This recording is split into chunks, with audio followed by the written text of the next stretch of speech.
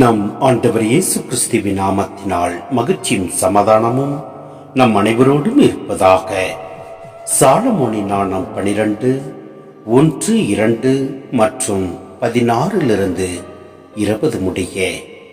உம்முடைய அழியா ஆவி எல்லாவற்றிலும் உள்ளது. ஆகையால் தவறு செய்பவர்களை சிறிது சிறிதாய் திருத்துகின்றேன்.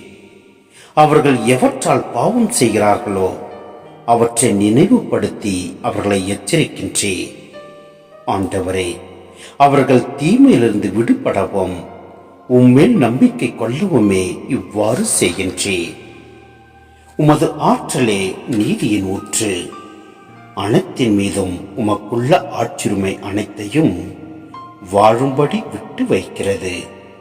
மனிதர்கள் உமது வலிமையின் நிறைவை ஐயுறும்போது நீர் உம்முடைய ஆற்றலை காட்டுகிறீர்.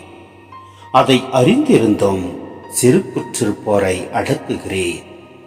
நீர் ஆற்றல் மிக்கவராயிருப்பதால் கனிவோடு தீர்ப்பு வழங்குகிறீர். மிகுந்த பொறுமையோடு எங்களை ஆள்கிறீர். ஏனெனில் நீர் விரும்பும் போதெல்லாம் செயல் புரிய உமக்கு வலிமை உண்டு. நீதிமான்கள் மனிதநேயம் கொண்டவர்களாக இருக்க வேண்டும் என்பதை இச்செயல்கள் வாயிலாக உம் மக்களுக்கு கற்றுக் கொடுத்தே. உம் மக்களை நம்பிக்கையால் நிரப்பினே. ஏனெனில் பாவங்களிலிருந்து மனமாற்றம் அருள்கிறே.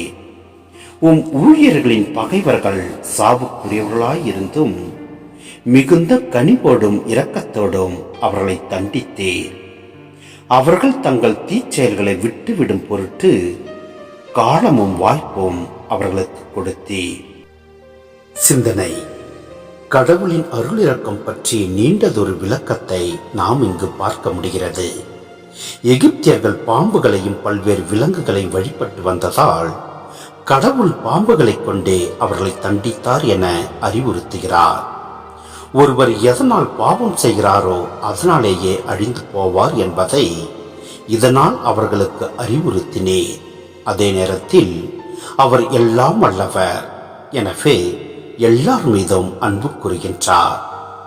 தவறு செய்வோர் திருந்தும் பொருட்டே அவர் அவர்களை தண்டிக்கின்றார். நம் ஆண்டவர் ஆற்றல் மிக்கவராய் இருப்பதால் கனிவோடு தீர்ப்பு வழங்குகின்றார். மிகுந்த பொறுமையோடு நம்மை ஆள்கின்றார். நம் ஆண்டவர் ஆற்றலே நீதியின் ஊற்று. அனைத்தின் மீதும் அவருக்குள்ள ஆட்சியுரிமை அனைத்தையும் வாழும்படி விட்டு வைக்கின்றது. எனவே நம் சோதனையில் நாம் விழுகின்ற போது எதை குறித்தும் கவலை கொள்ளாமல் நம் ஆண்டவரில் நிலைத்திருப்போம். நம் ஆண்டவர் நம்மை விடுதலை கொடுப்பார். அவரே நம்மை வழிநடத்துவார், ஆசீர்வதிப்பார். ஆமென்.